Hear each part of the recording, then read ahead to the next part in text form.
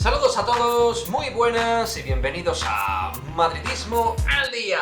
Vamos a actualizar un poco la situación de Kyle Guy, que es, ya sabéis, uno de esos escoltas que ha sonado hace varios meses para enrolarse y jugar en el Real Madrid, donde parece que está intentando tener hueco dentro de la NBA el último año en Sacramento Kings y que ahora está en el momento de prueba con Golden State Warriors, con los cuales ha jugado partidos de lo que sería pues el periodo veraniego, ¿no?, de la Summer League.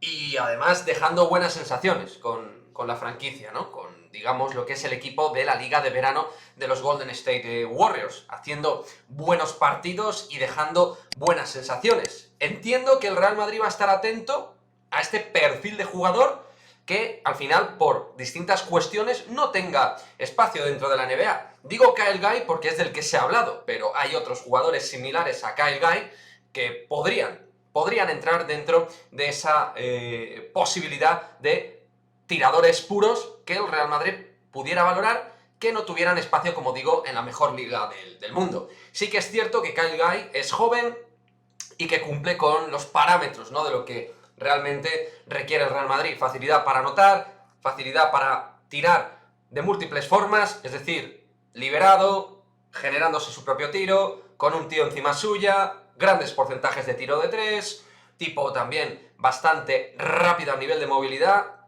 El tiro es lo primordial, lo principal que hace en una pista, pero también es un buen penetrador hacia canasta. Por lo tanto, desde luego Kyle Guy sería uno de esos jugadores que encajaría en la estructura de tirador necesario para el Real Madrid en caso de que J.C. Carroll finalmente se retire, que de momento no tenemos ninguna información a este respecto.